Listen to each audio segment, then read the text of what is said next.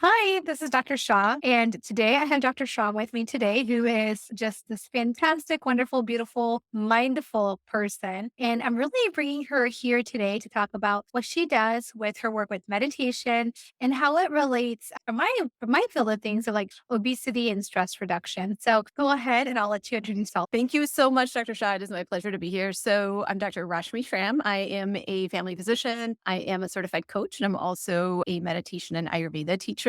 I actually curate small group programs as well as one on one programs where I incorporate meditation and mindfulness into mindset coaching. That is so awesome. So I love the concept of mindset and mindset coaching and stress reduction and ultimately just being present in the world as we are. And the reason I love it so much is often we are so pushed and pulled in so many different directions. And then when it comes to something like weight loss, we really need to be present. We need to be present with what we're eating, what we're thinking, and what we're feeling. I've been with you in some of your programs before. So what I love about you is how we focus on cultivating some of that awareness within ourselves. And what I really love about just that inner awareness is how when we start to feel our emotion, process and increase that enlightenment within us, and we stop eating a lot of the emotions that we feel. So just tell me a little bit of just take from there. I love what you just brought up, which is part of the work that you do, kind of intersects with part of the work that I do. And in fact, everything that we talk about weight or anything related to eating has to do with mind, body, as well as emotions. And that's it exactly, right? And so when we are not aware, we follow our thoughts sort of blindly, or we try to avoid certain emotions. And so ways to avoid emotions can be, a million different ways. We're really creative about that. That it can involve eating to give us immediate pleasure, to have us, distracted from those emotions. It can be binge watching Netflix. It can be a whole host of things, right? We could be here all day discussing that. But that's it exactly. Anytime we talk about meditation, mindset, mindfulness, all of those things, really at the core of it is what you just hit, which is, hey, we're just looking at awareness, because when we increase our awareness, then we don't even have to change anything immediately. Awareness is that very first and most basic step for transformation. And that transformation is like a lifelong movement. And the momentum we gain from that is really by cultivating the awareness. Can you tell me a little bit about what you mean by awareness? Yeah, so I think it would be helpful to define mindfulness and meditation. That way we can kind of, talk about the two things separately and as they combine together. So mindfulness is generally thought of as the awareness that arises when we are paying attention to this present moment without judgment and with curiosity. So you've got young kids, mine are a little bit older, but you remember when they were 4 and 5 years old, they were always mindful. So long as their basic needs were met, they are mindful, meaning they're not judging, they're curious, and they already are in this present moment. So, in that way, mindfulness is a very natural kind of human quality that we forget exists within us. So, we're never creating anything. We're actually just tapping back into our essential selves anytime we're practicing mindfulness. So, that's the essential part of mindfulness and awareness, right?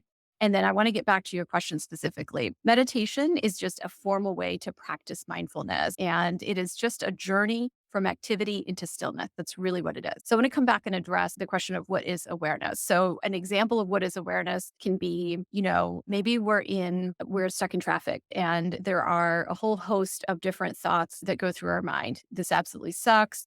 I'm going to get in trouble again because this is like the third time. And this time it's definitely not my fault. I definitely left on time. This sucks so much. And so our stress levels can rise, right? So if you can bring some awareness into this, you can, perhaps, sort of practice something like taking a breath and noticing what are the thoughts that are arising in me, right? So these are the thoughts that are arising in me versus I am these thoughts. And so it can be like, I'm noticing that I am feeling stressed. I am noticing that I am projecting, right? Because the brain is always predicting. And so you can then choose, if you have awareness, then you have a choice. That's the bottom line.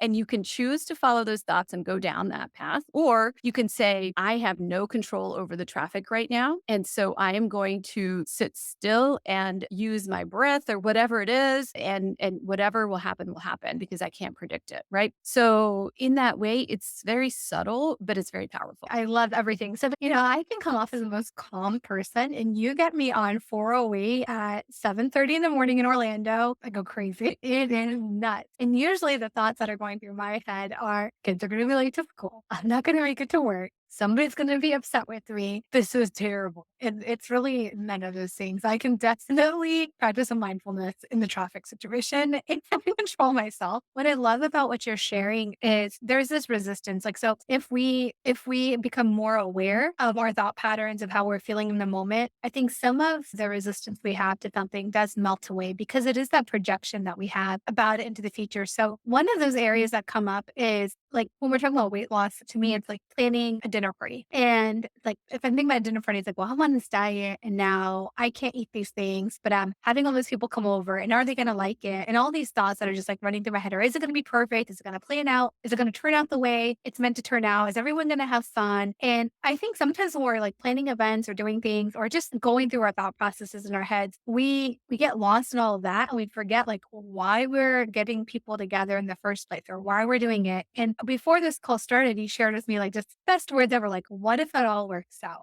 And I want to use that because in all these situations, if we start like not latching on to the thoughts that are unhelpful, but kind of start promoting some of these thoughts that can help us, it's very, very important. So, like, what if it all works out? What if it all works out when I'm sitting in traffic? The stress just kind of goes down. Like, be your best friend, tell yourself great things, promote the positivity that you wish to see because it kind of just melts away. And all of them automatically, like, hey, and I notice like the tension is kind of gone in my body at that time. Yeah, I love that. So what you're telling me is and I like the word resistance that you use because what are we resisting? We're resisting the present moment. That's really what it is. We're late. We're stuck in traffic and we're resisting it. Yeah. And so it's not helping us to resist. So really we just look at how can I bring more flow in? And you can bring more flow in by accepting the present moment. So by accepting, yeah, there's some challenges, right? Like there's going to be some challenges if I'm on a weight loss plan and I'm hosting a dinner party and it is understandable. It's okay that I'm feeling stressed about this.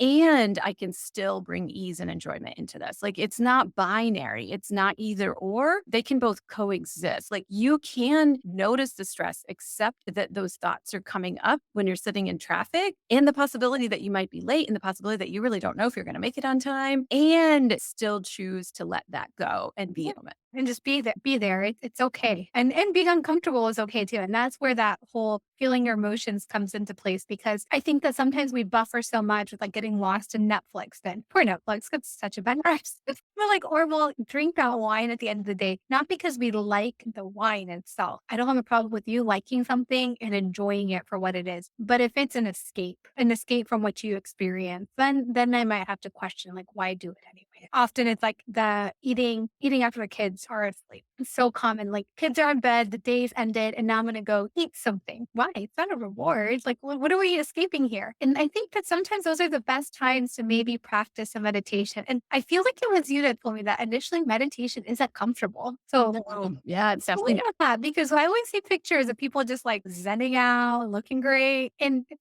comfortable initially. So sure. Yeah, it's definitely not comfortable. And that's usually where people kind of say, I've tried meditation and it's not for me, because it may be that we've gone through our entire lives not actually being with our own thoughts, not actually being with ourselves. Like we can avoid our own thoughts and feelings and emotions pretty cleverly. We spend a lot of energy on it. But if that's been the case, then if we actually sit still within ourselves, and by the way, meditation is just us noticing our thoughts, it's not us believing our thoughts. But I've had, patients, I've had clients, I've had all kinds of, sort of really high achieving people say, well, there's no way I'm going to sit there with my thoughts. Right. So, what are we doing when we say something like that? We're giving our thoughts so much more power than what they are.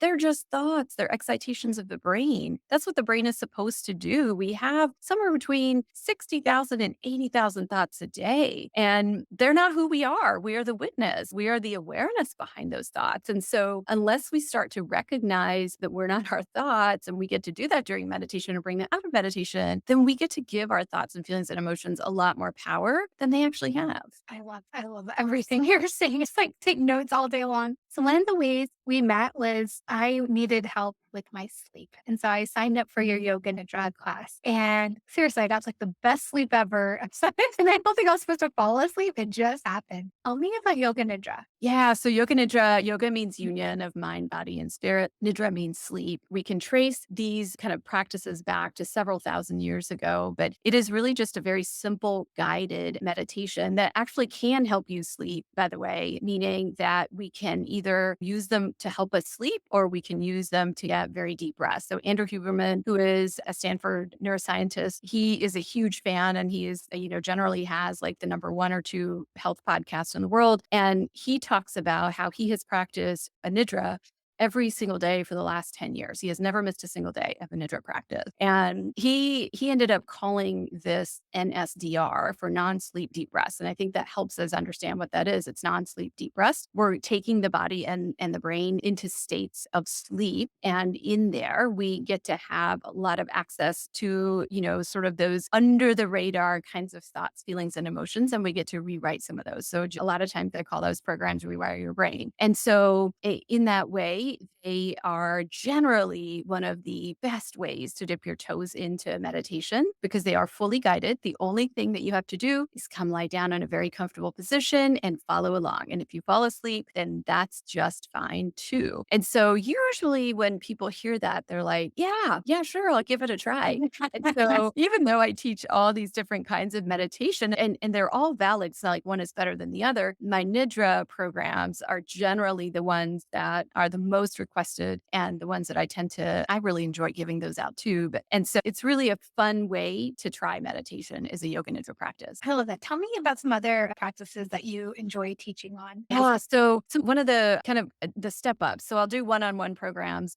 And in the one-on-one, we always start with NSDR yoga nidra. And then, when someone's ready to sort of move to that next level, we usually do a mantra-based practice. And mantra is a Sanskrit word that just means mind vehicle or mind instrument. So it just literally gives the monkey mind something to do while we can flip past the mind, right? So all of these meditative practices that I teach are very different than, and I don't like this term, but I'll use it anyway, than some of the watered down versions that are sometimes called mindfulness. So, and those are fine too. If somebody enjoys those kinds of mindfulness exercises, there's not a problem with that at all.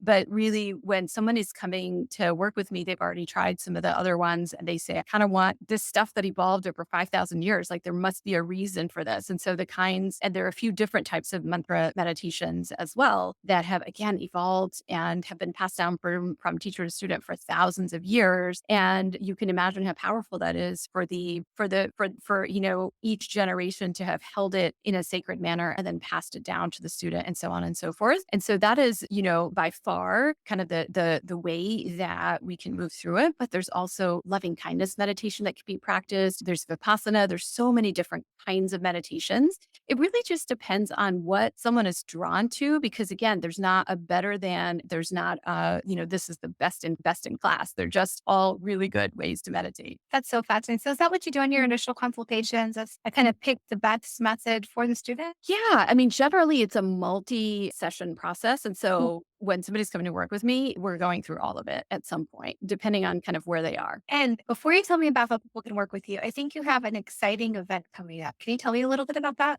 So on my website, which is just my name, it's www.rashmischramm.com, rashmischramm.com. And on that first page, they'll see some information about the retreat. Okay. And then if someone wants to work with you, is that the same way they would find you as well? Absolutely. Yep. And I'm also on Instagram. I'm on Facebook. Really, you could just look for Dr. Rashmi Schramm. And actually, a great way for somebody, if they want to dip their toes into a couple of the different kinds of meditations that I mentioned, are on YouTube. I have a free YouTube channel and I have lots of different meditations that people can try there. And you can just go to YouTube. It's again, DrRashmischramm. So they'll find it. It's easy. Thank you so much for taking the time today. This was so fascinating. I love it. Thank you. It's been my pleasure. Thank you.